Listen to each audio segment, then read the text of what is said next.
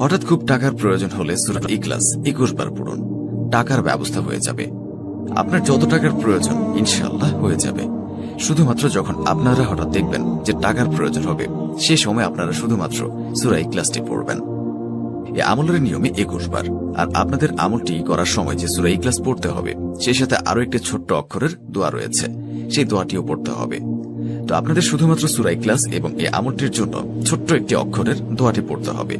তাহলে আপনারা যখন সূরা ইখলাস 21 বার পড়বেন এবং এই আমলটির দোয়া পড়বেন, তো তখনই দেখবেন যে আপনাদের কাছে টাকার ব্যবস্থা হয়ে গেছে। আপনাদের কাছে টাকা আসতেই থাকবে, আপনারা নিজেও তা বুঝতে পারবেন না।